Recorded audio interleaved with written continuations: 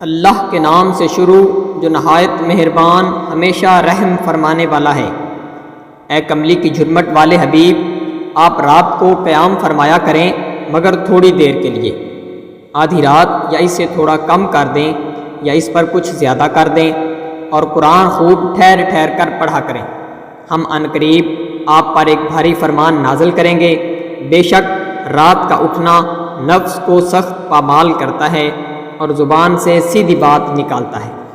بے شک آپ کے لیے دن میں بہت سی مصروفیات ہوتی ہیں اور آپ اپنے رب کے نام کا ذکر کرتے رہیں اور ہر ایک سے ٹوٹ کر اسی کے ہو رہیں۔ وہ مشرق و مغرب کا مالک ہے، اس کے سوا کوئی معبود نہیں، سو اسی کو اپنا کارساز بنا لیں۔ اور آپ ان باتوں پر صبر کریں جو کچھ کفار کہتے ہیں، اور نہایت خوبصورتی کے ساتھ ان سے کنارہ کش ہو جائیں۔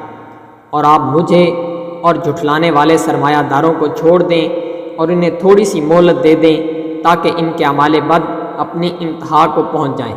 بے شک ہمارے پاس بھاری بیڑیاں اور دوزخ کی بھڑکتی ہوئی آگ ہے، اور حلق میں اٹک جانے والا کھانا اور نہایت دردناک عذاب، جس دن زمین اور پہاڑ زور سے لرزنے لگیں گے اور پہاڑ بکھرتی ریت کے ٹیلے ہو جائیں گے۔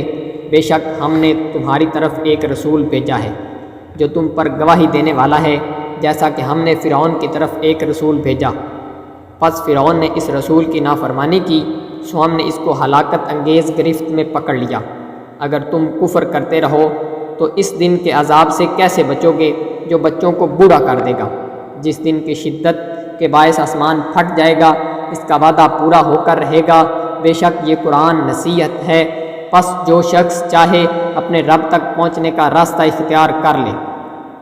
بے شک آپ کا رب جانتا ہے کہ آپ کبھی 2/3 شب کے قریب اور کبھی نصف شب اور کبھی 1/3 شب نماز میں قیام کرتے ہیں، اور ان لوگوں کو ایک جماعت بھی آپ کے ساتھ ہے قیام میں شریک ہوتی ہے، اور اللہ ہی رات اور دن کے گھٹنے اور بڑھنے کا صحیح اندازہ رکھتا ہے۔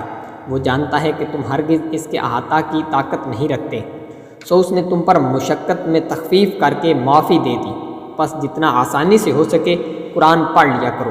وہ جانتا ہے کہ تم میں سے بعض لوگ بیمار ہوں گے اور بعض دوسرے لوگ زمین میں سفر کریں گے تاکہ اللہ کا فضل تلاش کریں، اور بعض دیگر اللہ کی راہ میں جنگ کریں گے، سو جتنا آسانی سے ہو سکے اتنا ہی پڑھ لیا کرو، اور نماز قائم رکھو اور زکوٰۃ دیتے رہو، اور اللہ کو قرض حسن دیا کرو، اور بھلائی جو تم اپنے لیے آگے بھیجو گے اسے اللہ کے حضور بہتر اور اجر میں بزرگ تر پالو گے، اور اللہ سے بخشش طلب کرتے رہو۔